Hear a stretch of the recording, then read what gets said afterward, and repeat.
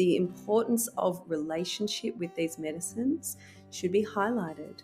There is so much research going on at the moment around, attachment theory and the importance of secure attachments in our, it's sort of through our development and even, throughout our years as well, and what secure attachments give us as social beings.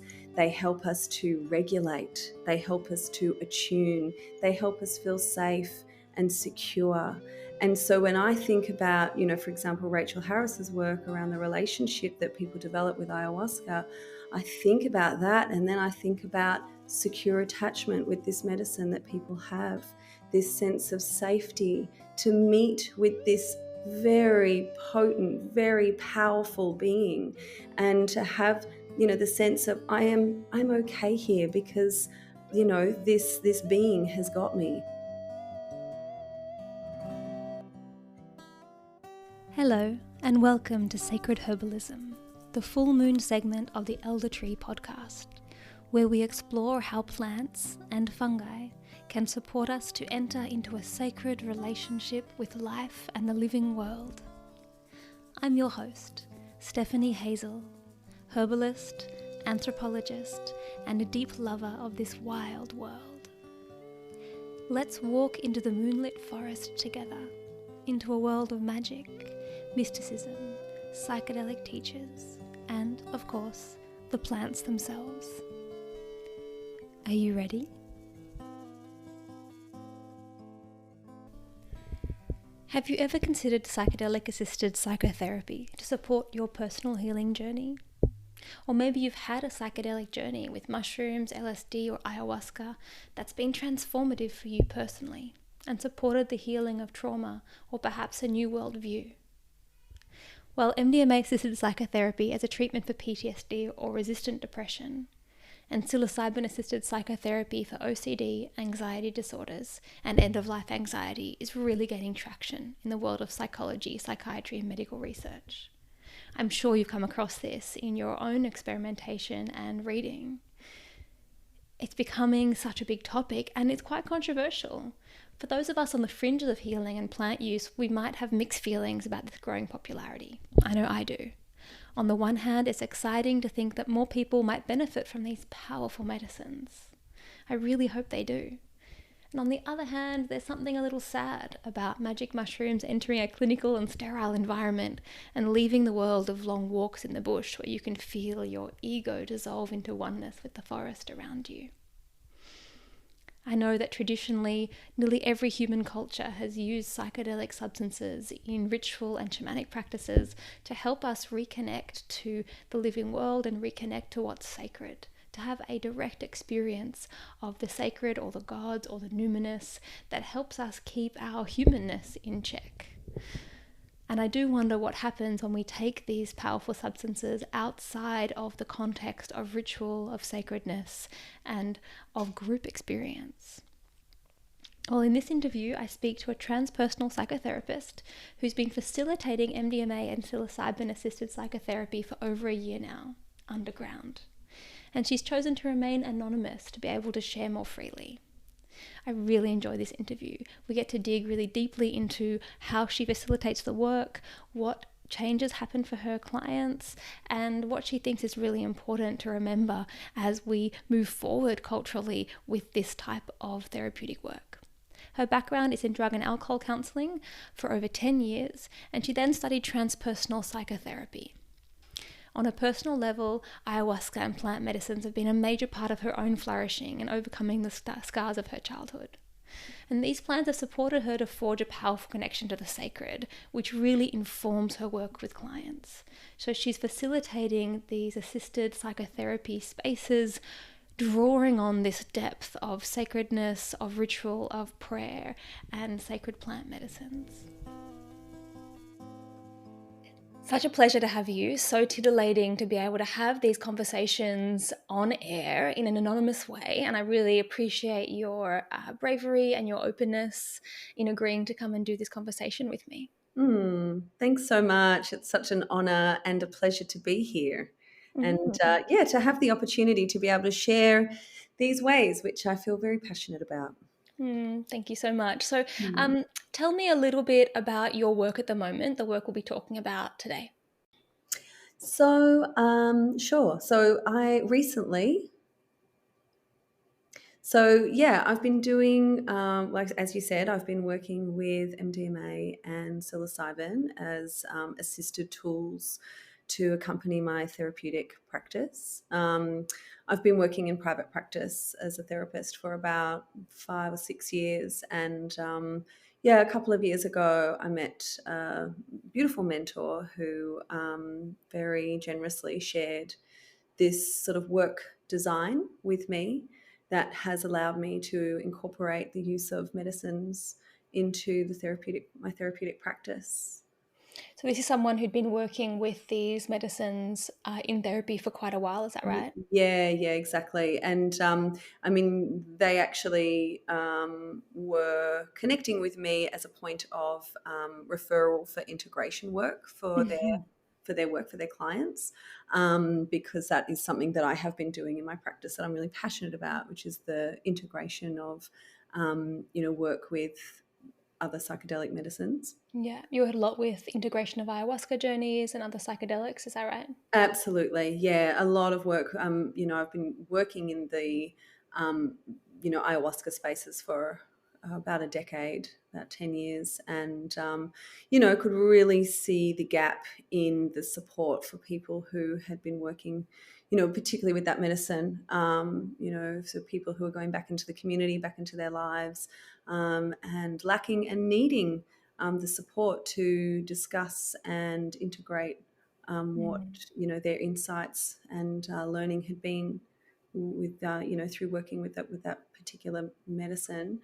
But over the years, yeah, I've worked with people who are integrating all sorts of different Mhm. psychedelic So medicine. integration is something that people say a lot. We use the Yes, word a lot. It's a real buzzword, it and I really think there's is. not always a lot of clarity around what that means. So when you talk about integration, what are you actually talking about? It's such a great question, and it's very tricky with these buzzwords. I'm so aware when I'm using them, and yet at the same time, there's really not another word that describes it so well. So, for me, what I mean by integration is sort of gleaning the gems or gleaning the insights or the learnings that people have received, in the context of the plant medicine work. So bringing those insights in some way, bringing them into form, into an embodied experience in their life. I often talk about, how do we weave these insights into your walk, into your life, into your journey so that Mm. they are kept alive. Um, and in some way, it's sort of maintaining the aliveness of that particular journey, which I feel Mhm. passionate about. And this can be done in many ways. I mean, particularly talk therapy obviously is very helpful. That it does allow this sort of bringing into form through the spoken word, through the sharing. There's also other ways like working with art therapy, working with ritual, working with affirmation, working. There's a number of ways that can be happen, but ultimately it's sort of this weaving in and adding. There's Mm. something, I think the word integration means I think it's the like a culmination of many parts and this sort of bringing into wholeness. So, Yeah, like integer means one, so integer. So mhm, then integrate means to make one. So we have yeah, a sense there of making everything into one whole. So bringing all the parts in, for example. So when that's we integrate on just an etymological level, when we talk about integrating an experience, it's making that experience a continual part of who we are, rather than something that sits separate as a memory of something that happened once. And I absolutely. love what you're saying about bringing into form, because I think that, I've spoken before about my personal experiences with ayahuasca and other psychedelic plants in different interviews, and you can have such powerful experiences that are so outside the context or the framework that we're used to working in, that it can be hard to make sense of them in a way that does continue to touch our life. It becomes this something that made sense and was beautiful then, but then 6 months later, it's hard to relate to anymore. That's right. Yeah, they become a little bit like a dream. And so it's sort of like, how do we sort of catch the smoke, How do we catch the smoke of that dream and then in some way, make it manifest so that we can look at it objectively and continue learning from it. I love the sort of comparison to dream work, the integration of the use of medicines to dream work. It's how do we kind of articulate it, this sort of formless experience, this experience that sort of lies in the imaginal world, and write it out, and keep learning from it. How do we keep learning from it? Beautiful. What's his name? Joshua Schrei from the Emerald Yes. podcast, who I think most listeners here would have an experience of, and if not, go and look it up immediately. He Mhm. has a beautiful episode where he talks about mapping the sacred, and that in most traditional cultures where psychedelics are part of the sacred or ritual experience, there is a very there's a complete kind of framework or story that helps you to like locate your personal experience inside a narrative or Mm. a mythological landscape that helps you make sense of it and integrate it. I But love then that. in the West, where we have, I definitely believe we used to have that mythological landscape that helped us to integrate. As a European person, it's thought to be primarily psilocybin mushroom experiences through our ancestors, or ergot, which is a grain ferment LSD. But we've lost that mythological landscape. And so then there's nowhere to kind of pin these nebulous experiences on that helps us to hold on to them and make sense of them in our waking life. Mm, absolutely. I haven't listened to that episode. I'm going to have to check it out, but I Yeah. love that. And it makes me think about, two things. It makes me first think about the hero's journey, Yeah, it's like this archetypal journey of a rite of passage. And, there is a beginning and there is a middle. There's a number of points through the middle, and then there is an end as well, of which the person who goes through the hero's journey is changed on the other side. And the work with sacred medicines can be, described as a hero's journey, as a rite of passage. And by doing so, it can help us to locate ourselves, just like you were talking about with Mm. Joshua Shree. Where are we on that map of the hero's journey? Are we, at the beginning? Are we in the deep forest? Are we finding those guides along the ways? And what will the treasure be on the other side that we can then take back to the, community, out into the world? And Mm. how will that sort of shape our walk and shape who we are, ever after? And Um, it's almost like, what's the point of having these journeys? What's the point of mm, going on these processes if it doesn't change the way we live our daily lives? yes, If the actions we take aren't substantially different, then you might as well just go see a movie or something. Like yeah, if you're just looking for an experience, and I think that's something we don't talk about very often. How do these psychedelic and therapeutic experiences? There's a lot of discourse around how these things can be therapeutic now. What's the point if nothing changes? yes, absolutely. And look, often, again, just to keep relating to the hero's journey, what happens there to the hero who starts out as just a, regular human being kind of in the village is that they have a call. There is a call to adventure. There is a call for something else. There is a call to enter into the deep, dark forest, even though they don't know what lies there. There is a call. And for some people, the call is, that need to change because they're experiencing, a number of kind of health related or mental health related symptoms, or, there is a general sort of feeling of unease or disconnection, or, whatever it might be. There is a call for change. There is a call for something else. And that something else is, I think, what you're talking about, Steph, is that change. Hmm. Who are we now? And how is that feeling? And who would we like to be? Hmm. There is often something that stirs within. What else? And so I'd love to hear a bit more about the framework that you learned from your mentor. Like, Hmm. obviously, I'm sure it's very in depth, but if you could just give us a really quick overview of what that looks like. Well, okay, so the framework is, look, it is a little bit different depending on which medicine I'm working with. Hmm. I can start with MDMA. The framework with that is, um, it really is assisted psychotherapy.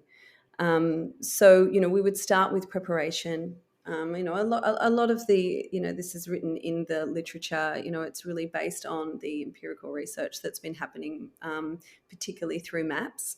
And so, yeah, the importance of a preparation stage of the treatment, that goes through intention. There is, quite an extensive kind of assessment and screening that looks at, like what we've just been talking about, the call, what is calling this person. So obviously that's a background of mental health and, trauma and, all sorts of things. And then the actual process is a day of several hours of assisted psychotherapy. So the medicine is taken, and they are in a very comfortable space, in a very reverent space, an intentional space, and the process unfolds in many, many different ways, as you can imagine. Do you have And specific processes that you take people through? look, I don't, because I really believe that the medicine works in mysterious and wonderful ways. And so it really is about allowing. There is Hmm. a real process of allowing. There is a little meditation that sometimes I use for people, just in that there's a moment where there's kind of like a bridge, from the waking state into the altered state when the medicine starts to take the person to where they need to go. But it is a process of allowing. My role really is to help the person, help my client meet the medicine. So Mm. how do we meet it? How do we deepen our connection to the medicine and really cultivate that trust to follow the medicine to where it Hmm. wants the person to go, which can be, you know, yeah, many, many places. And I can imagine MDMA is a really powerful medicine like that because it does actually activate really buried memories. So I'm Yes. sure many people who have had an experience of taking ecstasy, probably not in the last 10 years, I don't know if there's much MDMA there, but previous to that, people find themselves telling their life story to someone they met on the dance floor. And Yes. there's a real accessibility of early and formative memories, and I think as well traumatic and buried memories, and there's a desire to talk. So I imagine that it's actually quite easy in some ways because that medicine is just like bringing out the therapeutic dialogue without much encouragement. Is That's that your right. experience? Absolutely. I mean, the way that it works with the brain on a neurological level is that it really connects with our autobiographical memories, our implicit and explicit memory system. And at the same time, it softens the amygdala. It softens our nervous system response to any sense of threat. Mm. And so, what that means is that, certain memories or experiences that lie in our past where normally we may not have been, able to access because, of this amygdala's incredible ability to protect us from threat or harm. And so, it then allows this sort of, being able to, again, access these memories and experiences that have lied dormant for such a long time, and the ability to reconnect with these experiences and find a new narrative for them. We're Mm. able to look at them and hold them in a way with our nervous system being very regulated and soothed by the Soft. medicine. So we can Yeah. look at them and find a new story, and in some way helps us to um, heal our experiences. So It's almost like without that amygdala being activated into the stress response, we yes. get to have those experiences again without any fear or panic.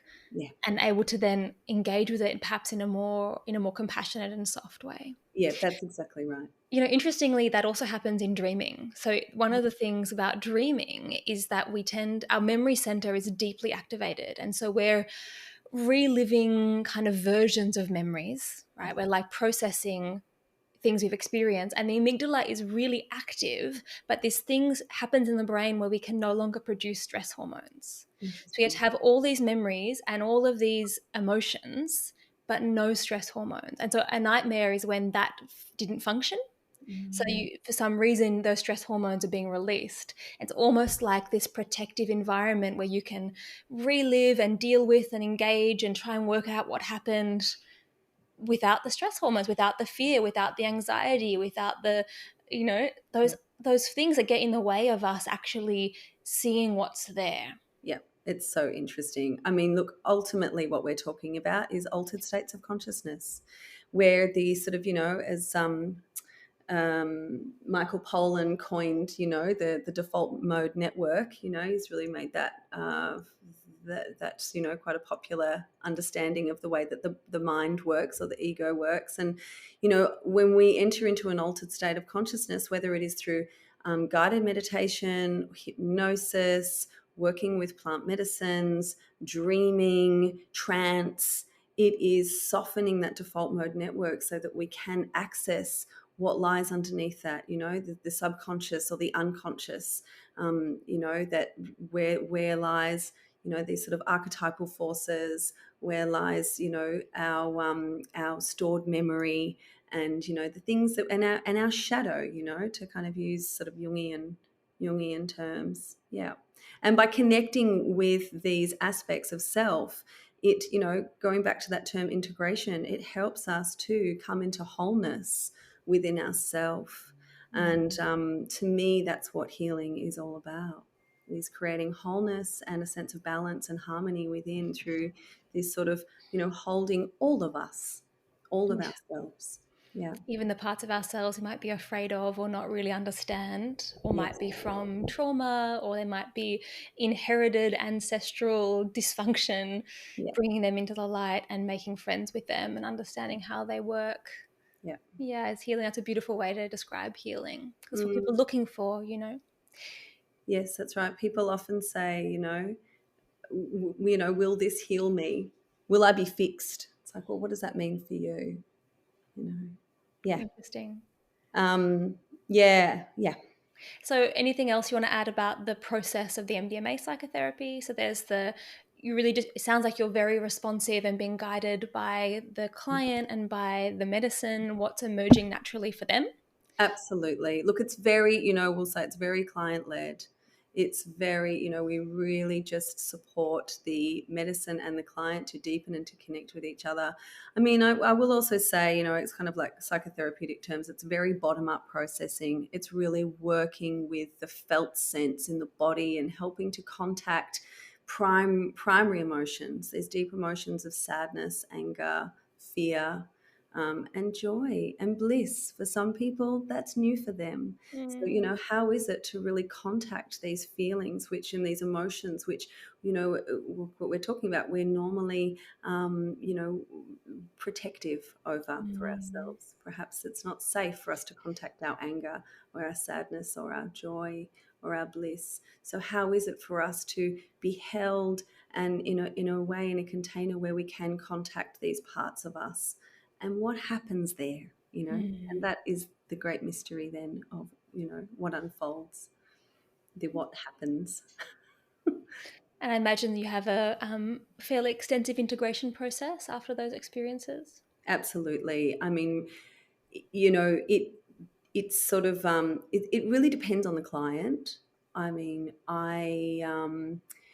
it's definitely, I mean, I kind of offer these like packages where, we have preparation, the immersive work, and then an integration session. And I normally recommend more integration sessions after that. And usually I end up working with people. For some people, I end up working quite long term. For others, we might just have, two or three integration sessions. and then it's enough. But some people already have other therapists as well that they work with. But yeah, I feel like integration is really important. I feel like there's a really beautiful opportunity that I keep waiting to collaborate with someone like you on. Is like, what role do the little sister plants play? What can they play in the integration work? Was just teaching a class on mugwort where I had a group of students taking mugwort blind for a week without knowing what it was, and we came back, and then in my digging deep into the history of mugwort's actually used historically to release trauma, especially sexual trauma that's lodged in the pelvis. And it was really beautiful that I had this experience of have a pelvic injury and I've been taking mugwort all week, and I went to see a quite shamanic osteopath, shall we say. Like, he really goes on that deep level and was doing really intense work in my pelvis. And I think in the scheme of sexual trauma, mine's fairly low, but I still grew up as a female-bodied person in our culture and had many micro-transgressions, and some not so micro, just like every other woman, I imagine. And I was having, unexpectedly, after taking mugwort for a week, having all these flashbacks to all of these small instances of like being groped in a bar, etc., etc. I won't go through the laundry list, and had this incredible anger come up. And it was really powerful to be like, oh, wow, this mugwort is helping me access this. It's like exactly the textbook what it's been used for historically, releasing sexual trauma that is held in the pelvis. I hadn't even connected the fact that there might be that lodged in my pelvis because I had an actual injury, right? So you just think, oh, well, it's just that. And then speaking to a few other people in the group who didn't know they were taking mugwort, having some similar experiences. And I think that I actually thought in that moment, oh, it's like it's so aligned with the MDMA psychotherapy, because MDMA psychotherapy is so much about contacting and releasing lodged trauma, and that requires bravery, right? Because to stir up those things, it's painful. In a way, the MDMA creates this cushion because you aren't able to experience those deep states of triggered panic that might otherwise be there. The mugwort doesn't provide that cushion. But I thought in that moment, I bet this would be an amazing integration tool for MDMA psychotherapy, low dose mugwort tincture. I mean, actually, as you're sort of sharing this now, I'm feeling like it's probably very helpful as a preparation therapy, to sort of start to loosen, kind of loosen and dislodge these sort of parts of us that can get quite stuck. And then, we can, then when working with the MDMA, I can imagine that it would actually we'd, very quickly be able to then contact, these parts and work with it very easily. Because sometimes, like even with MDMA, it can take 1 or 2 sessions before people can really go to the places that are necessary for that deep healing to Interesting. happen. So the preparation of working with herbs, I feel like can be so helpful. I mean, I actually work with a naturopath at the moment who's been helping with my clients coming off SSRIs, using herbs, and even for some people, microdosing mushrooms, psychedelic mushrooms, to support the coming off of SSRIs so that we can commence the work with MDMA or, psilocybin. And that's been really, really helpful. And, Amazing. yeah, Because yeah, these things all go together, right? that's Yeah. right. They all go Yeah, together. and there's so many different plants that when you can engage with them as these kind of powerful beings, the mugwort is going to work for one kind of person. And then you're going to have rose, like if someone's like deeply protected, they've got all their thorns up and they're protecting their vulnerability really strongly, which can be a barrier to deep therapeutic work. Then working with rose might be really powerful. And if there's like a disconnection from the heart and a kind of deadening of joy, then lemon balm is going to be the one that helps them on this physiological and also very subtle level to start to soften into those places. I really love this. I really love Mm, this idea. I mean, really, this is integrative medicine, isn't it? yeah. It's sort of, working. And I guess, to look at it, that kind of support on the integration stage, it would be looking at the insights that were received from the medicine or through that work. Mm. Um, and recognize, because often people will recognize the importance, for example, of cultivating more joy in my life. Mm. What are the things that give me joy, and how that joy is a resource for them, for being able to walk with some of the more edgier parts of their walk. And so this is where I could see that those herbs could really help on the other side of Mm. that. It's so beautiful. So that's MDMA. Is there anything substantially different with the psilocybin psychotherapy that you support people with? Look, in the design is the same, the setting is the same, but obviously the medicine works so differently. I like working with MDMA first with people. It really sort of helps to clear out, any sort of trauma that hasn't been processed or worked with, and then they're more ready, I would say, to start working with psilocybin. Mm-hmm. Um, and psilocybin is definitely a much more inward experience. As we've been talking about, the MDMA is, really encourages talking and sharing and being able to articulate what's going on inside. And whereas psilocybin is much more, it's harder to kind of get the words. There's the perceptual changes are much stronger. And often it is with the, going more deeply into the music, and allowing the person to really meet the medicine through sometimes it's through silence. Other times there is sharing as well, but it's really about what the client needs to feel most comfortable to meet the medicine, Mm. and follow it to where it wants them to go. And the experience obviously is much more transpersonal. Usually, there's sort of different aspects of self that they are meeting that are more, you know, um, usually more shamanic, Mm. more transpersonal, more connected to the environment. There's sort of more numinous type of Mm. experiences. Yeah, these numinous gateways to our dissolved entanglement with all of life. Absolutely. Yeah. Do you have any stories that you think might illustrate the transformative potential of these experiences that your clients are having? I mean, so many, I mean, sometimes, the changes are subtle. Normally I feel like the changes become evident in the style of relating that people have. They share this sort of different experience of relating with family members, for example. They'll often say, wow, the trigger is there, but I'm just not reacting. I Mm. don't feel the need to react. This capacity to be able to stand back in the sort of more observer space, and make a choice. These kind of choice points become much more tangible for them. Like a bit of extra space internally. Yeah, exactly. Um, I mean, I have seen people who have completely transformed their lives, and others who just have a new sense of connectedness with the sacred, with, this sort of space in between all that we can see that helps us have a sense of connectedness, Mm. which is no small thing in a world where we are often so isolated, and where that isolation can be the seed of so much sort of Mm. maladaption and dysfunction. Yeah.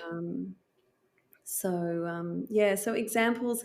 I mean, I did have a little think, because you did ask me this question, to prepare for this podcast, and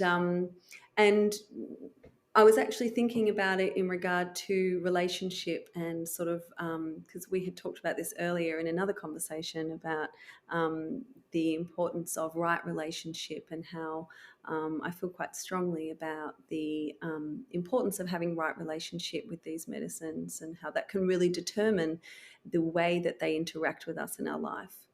And so the example that I did want to share was it actually wasn't necessarily through the use of MDMA and psilocybin, but a client that I was supporting, it was through their use of tobacco. And this person has had quite a strong journey with tobacco, in that they've had a really strong addiction, and they've used vapes, and they've used different ways to try to reduce their use, and nothing had really worked. And they came to me and said, wow, I really don't know what to do. Now, my background's in substance use. I actually worked in the substance use sector for about a decade, so I have quite a lot of tools up my sleeve that are more sort of conventional and mainstream with regard to the reduction of, Just to be clear, your background in substance use, as in counseling people with substance abuse issues. Yes, exactly, in the substance use sector, exactly. Yeah, that could have been taken many ways. Yeah. Um, but what we did end up sort of opening up was a conversation around me and this client, was a conversation around relationship and right relationship, and recognizing that tobacco is one of the most powerful master plants that are used in traditional contexts around the world, but mostly in the sort of Central and South Americas and traditional contexts there. And so we talked about, the tobacco as a spirit, tobacco as a being, tobacco as a being that this person has been in relationship to, and like any relationship that is not serving someone, there can be, there's ways to right that relationship. So we talked about creating a dialogue with the tobacco for this client. And we took it one step further, and we talked about creating a ritual with this client to engage with the tobacco. And so they did, in their own time, in their own private time. They created a space of reverence and ritual with fire, and a dialogue opened up where the client spoke to the tobacco and offered it, and this was sort of all planned beforehand. We offered it acknowledgement, offered it gratitude for its presence, for its potency, for its medicine, and then also, asked for its support in playing a different role in this person's life. And I guess for me, that kind of comes off of sort of internal family systems, this sort of parts work. We often re-roll these parts that are not serving us in a good way. So we don't try and get rid of them and say, oh, you're bad, go away. It's like, okay, how can you serve me in a different way? And so this client did that with the tobacco, and gave it an offering as well. We my client offered, I don't know what they offered, but it gave the tobacco an offering, and asked for it to work more in service and more in alignment for the person's balance. And it's safe to say that the person has not been smoking since. So I love the story. Powerful. Yeah, Yeah, it's a really powerful powerful. story. Yeah. Yeah, I think there's something that you're saying there that is feeling really alive for me, which is around when they were able to engage with the tobacco as a being, as a spirit, and I don't think it's that cut and dry that there are like these plant ghosts walking around in that way, but I think that it's really useful for us to feel into this more personalized aspect of plants and of medicines and of psychedelics. It helps us to have a gateway into that sense of relationship, because it's very hard for me to develop a relationship with a bunch of chemical molecules inside some inert plant matter, right? That's a commodity. We don't have relationships with commodity. We like use them and exploit them, and sometimes are exploited by them in these addictive relationships. But I think to be in right relationship, which is something that I know both you and I are really passionate about.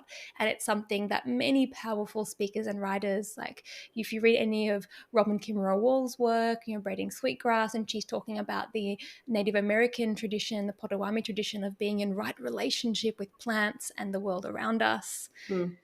it's very hard to be in relationship with disembodied chemical molecules. And when we reduce Mm, plants to only this, mm, then we lose our opportunity to feel that tangible connection and to collaborate with plants, mhm, and so it's almost like we need to have that tool of experiencing them as spirits, relating to them in order to be able to dialogue, in order to feel that connectedness. mm, Just like when you're working with internal systems, family systems theories you were talking about, you're not actually saying that there's like 15 different people inside your head. You're not saying people are schizophrenic, but it's a really useful framework to be mhm. able to engage with these parts of ourselves and be in right relationship, you know? Yes, that's And so I right. think the same thing, it can be easy for people who are more scientifically minded to completely discard that idea of plant spirits. Mhm, And so mhm, I'm just encouraging here that there's, even if it's not true in the quote unquote,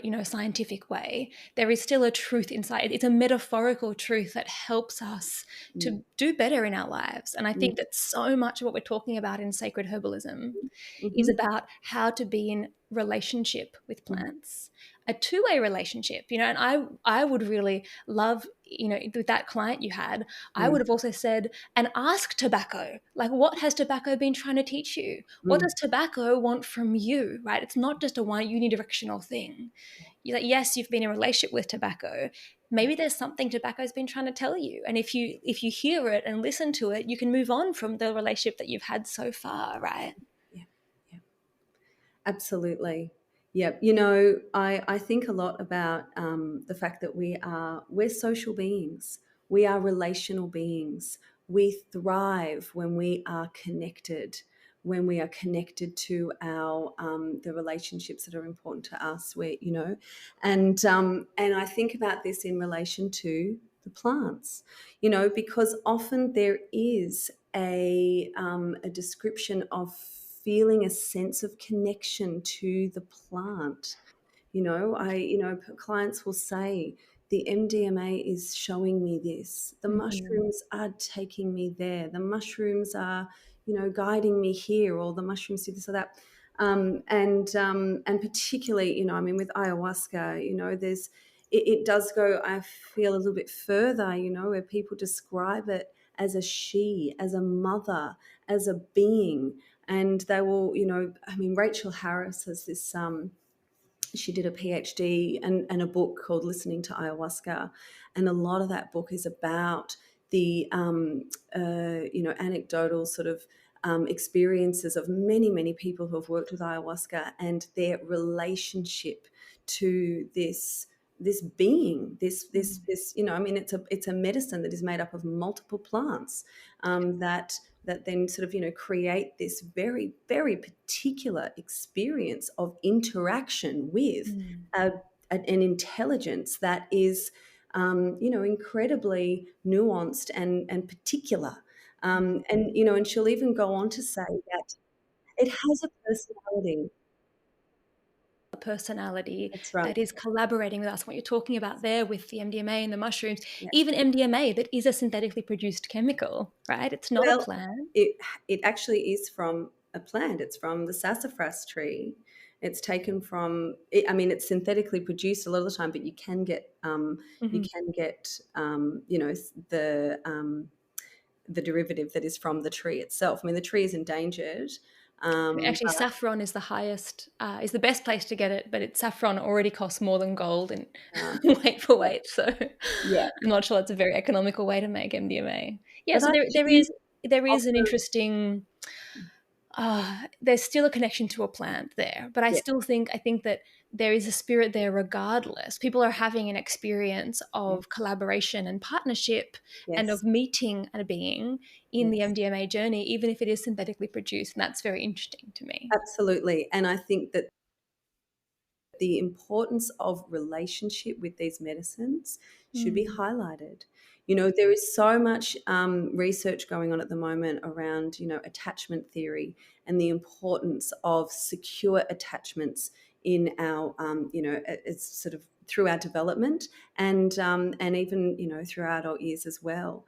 And what secure attachments give us as social beings, they help us to regulate, they help us to attune, they help us feel safe and secure. And so when I think about, you know, for example, Rachel Harris's work around the relationship that people develop with ayahuasca, I think about that, and then I think about secure attachment with this medicine that people have, this sense of safety to meet with this very potent, very powerful being, and to have, you know, the sense of I'm okay here because, you know, this being has Mm. got me.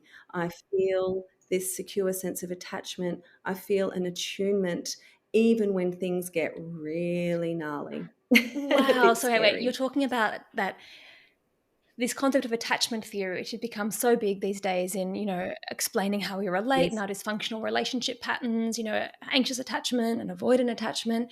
So you're exploring Yeah. this idea that we can also develop secure attachments to sacred plant medicines, to psychedelic plant medicines, and that can almost be some of what creates the healing for people, because they're able to create a secure attachment in the case of ayahuasca with almost like the mother that perhaps they haven't had in their life with their own human mother, and that does some of the work that that relationship should have done in creating a ground for them to have healthy relationships with humans in their lives. Wow, I Hmm. love that. That's wild. I've never thought of Yeah. that before or come across that. um, No, I've been contemplating this for some time, and you know, I mean, MDMA is definitely known. I think there's been more research into that particular medicine and the way that it does foster healing with our attachment systems. But I think mostly the angle has been on the attachment that occurs, the secure attachment that occurs between the client and the therapist, which is, you know, heavily researched already, in terms of just, you know, general, you know, psychotherapy research. But I have been personally contemplating the secure attachments that we have That's with amazing. plants. Thank you so much You for that. I think know, that's such a yeah. profound insight and such a useful framing. Mm, I know, you know, I'm mm, lucky that I have, you know, I have a secure attachment to my own mother, and still I have, mm, now that you're saying that, you know, I've worked with ayahuasca, mm, you know, for quite a long time, and there is a sense of a mentor or some kind of teacher, like an older yeah, woman teacher that go when I yeah, return to that space, that sense of like coming home to this safe and potent space where I'm supported to be in deeper connection to myself and to the sacred. yeah, And I really, when you, yes, yeah, now that I have that new framing that you've just offered, I really agree yeah, with you. I totally agree with you. yeah. Yeah. You know, and the ability that she has to, you know, and I call her a she, you know, for me, I guess I'm kind of an animist at heart. And I am, because of the journey that I have had in my life with the plants. You know, that is one of the gifts that they Mm. have given to me, the richness of, you know, my lens of the world as being animist and alive, and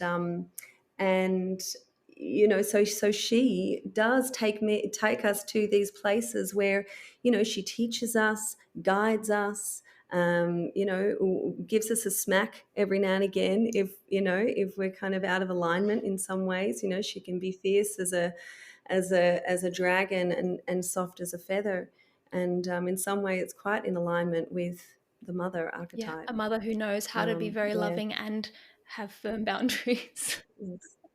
Yeah, exactly, exactly. And I also I want to sort of just, you know, embellish a little bit more on this sense, on the idea of plants as, you know, attachment, secure attachment, you know, points, um, is to sort of highlight, you know, the obvious about what happens to us when we immerse ourselves in nature.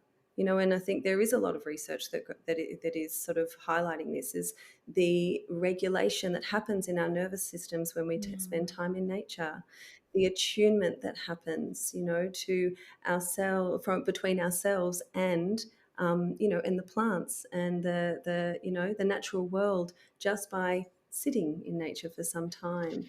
And so, you know, I do believe that when we ingest plants, the same Yeah. thing happens in a very Yeah, I've internal been working way. for a long time with this idea that when we can experience ourselves as a thread in the web of the natural world, right? So often through guided meditation is how I do it. It's like it's a deep ecology practice, really, when we can experience ourselves as having an ecological identity. So being intimately entangled with the natural world, from the very fact that Mm, our breath is a shared breath with the plants. Our in-breath is what the plants breathe out, and our out-breath is what the plants breathe in.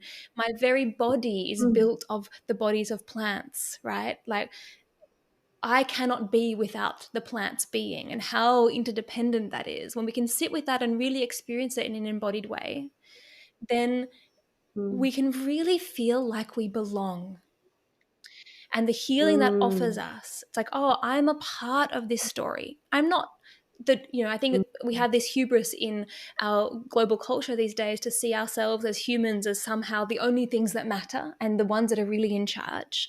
And the shadow side of that is that it's very lonely, and that we're meant to be in mhm, relationship all with all our relations, the earthworms and the, gum leaves and the crows that fly past and the cockroaches. Doesn't mean we just need to let cockroaches overrun our house, right? That's not a very healthy relationship.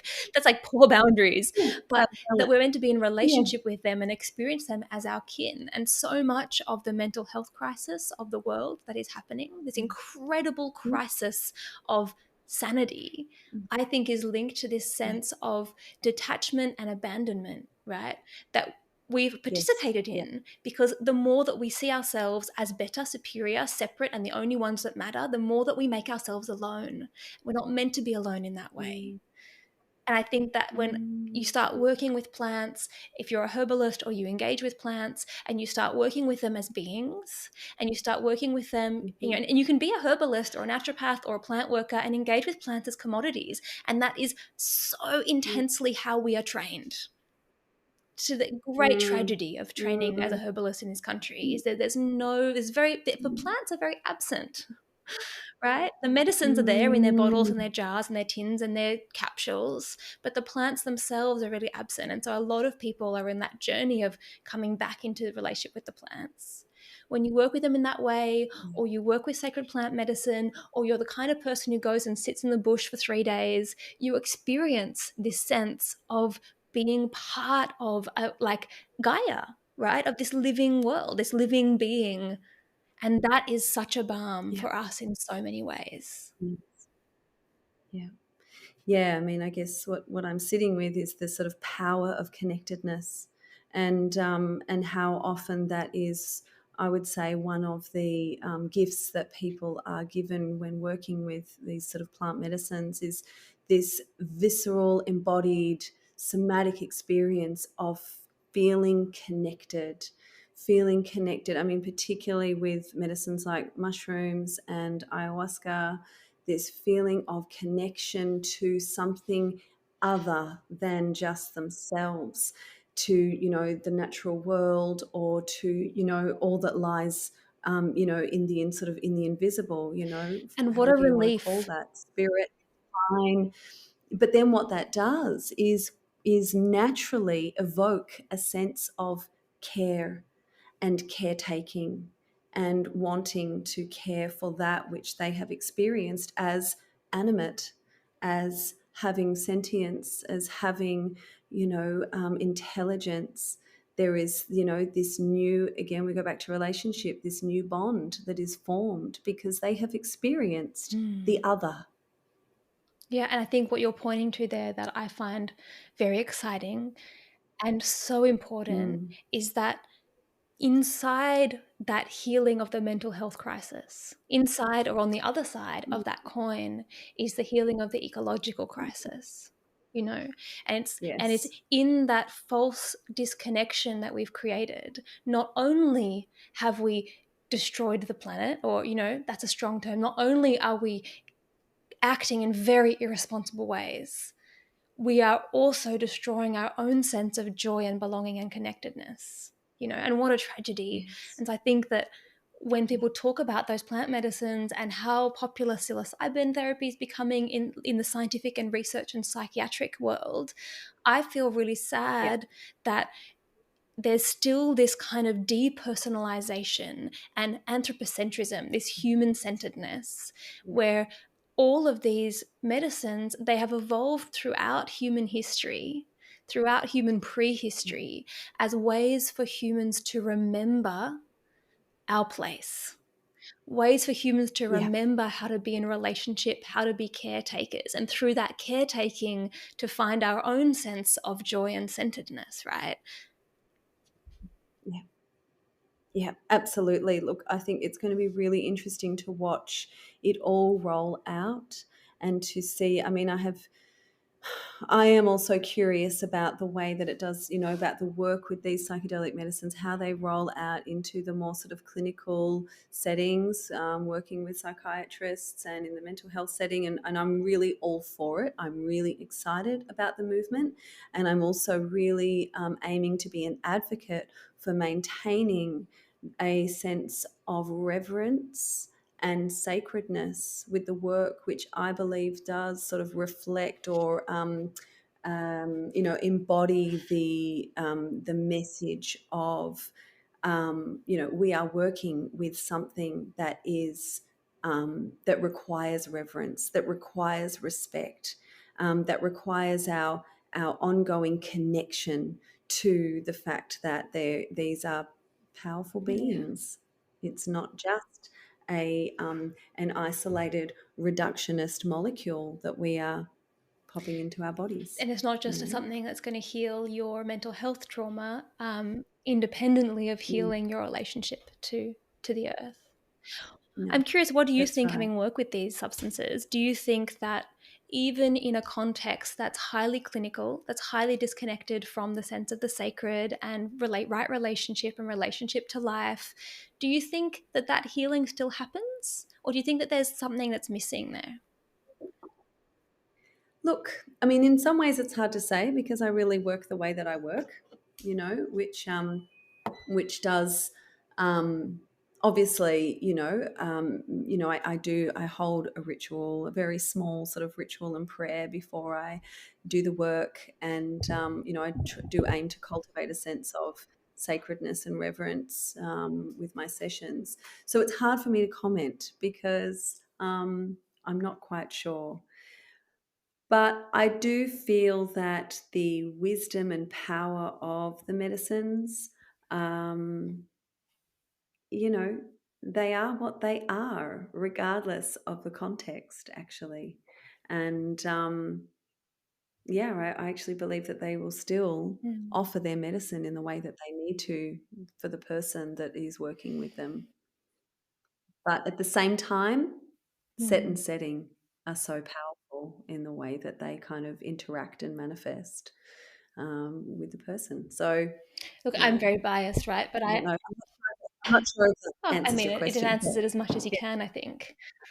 Yeah, Yeah. I'm very biased, but I do feel like if there's not the invitation for people inside those experiences or in the integration journey to reimagine and re-experience their relationship beyond just their relationship with themselves and their mother and their ex-husband, but their relationship to Mhm. the sunshine and their relationship to the sacred and their relationship to the trees and to the pot Yeah. plant in their lounge room, I think that then I wonder whether those changes stick as well, right? So, Dr. Rosalind Watts over in the UK, I'm a big fangirl of hers. She has been working with psilocybin in the trials. She's a psychologist, and what she found is that working with psilocybin really naturally evoked evoked this sense of connection within clients and this connection to the natural world, and that on the integration phase of her work, she found that it didn't actually last for as long as what she would have hoped. But what did help was using tools of integration such as going into nature, planting trees, And so that's something that she's actually developed a program, like a 12-month integration program, for people who've been working with psilocybin that involves, I mean, I have to look into it a bit more, but every month they look at a different tree and they work with the kind of medicinal qualities of what the tree represents and use that as a sort of integration prompt for people to continue to weave in, the insights of their journey into their life, which I think is Yeah. so beautiful. Um, so I guess, I guess that would to me describe this, that, regardless of the setting, because I imagine that would have been a very clinical setting, where they're doing the trials, people were still describing a connection with the natural world and the desire to continue to connect to the natural world. But at the same time, what she found was that it needed to be cultivated Yeah. on the other Yeah, side. powerful. Yeah, I think I've been thinking for a while that working with different herbal medicines in that same way, working with the prompts of what they support physiologically and psycho-emotionally, and then also with deep ecology practices of like kind of Yeah, meditative, ecological connection practices. I think it just would be so powerful, so simple and so yeah. powerful. I mean, it makes Yeah. sense. Yeah, it makes Is there sense. anything Yeah. else that you would like to share, or perhaps do you have some closing words of advice for anyone who is wanting to engage in psychedelic psychotherapy? Um, Interesting. Um, any words of advice? I mean, what I would say is start doing the work now with your regular psychotherapy, or, working with, other modalities of insight inquiry, such as, working with herbs, cultivating a, sense of deep listening to your inner world and to the outer world as well. Um, you know, start to, start to do the work first.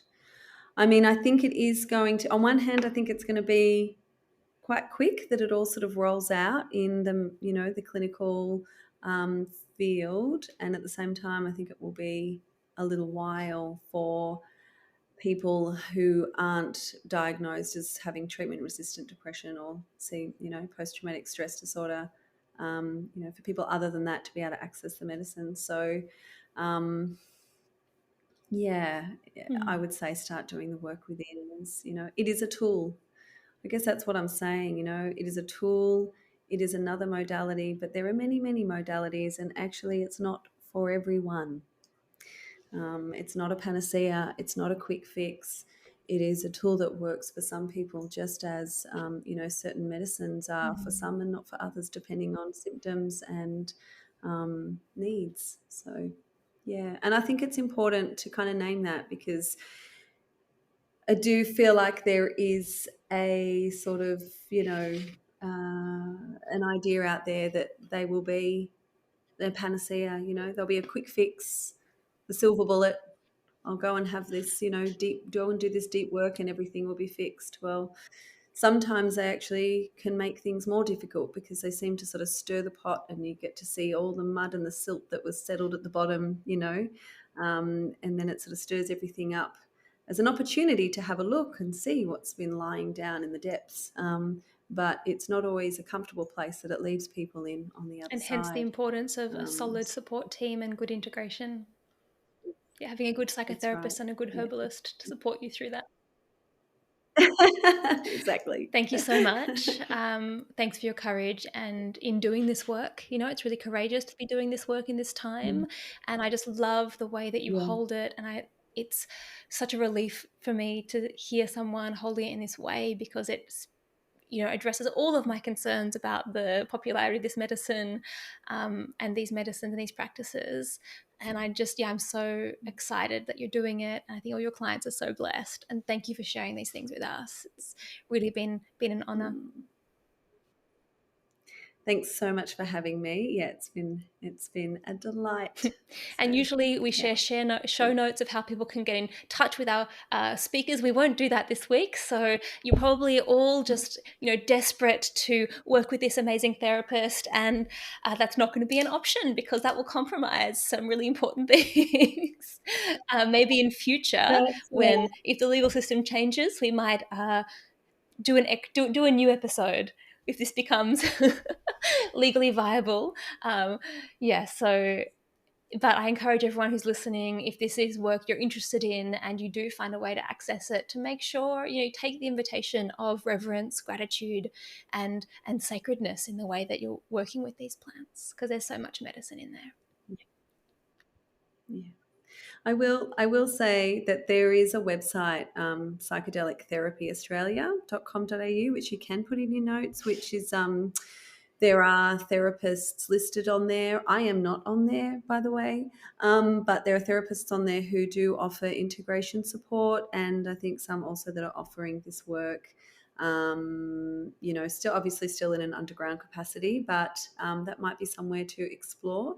And also, I guess AMAP is what does it stand for? The Australian something for assisted psychotherapy. They're the body in Australia that is in control of the regulations and policies, and the way that it's all going to roll out. So if you are interested in that as well, I would just keep your finger on the pulse of what's happening with them.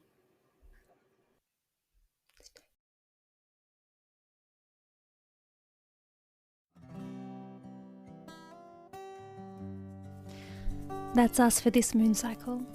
I'm so glad you walked into the dark forest with me.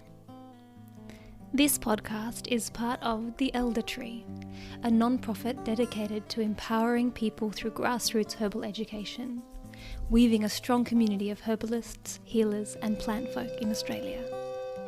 You can head over to theeldertree.org to find out more. If you like this episode, we'd love you to subscribe. And if you know who we should interview next, drop us a line. See you next month.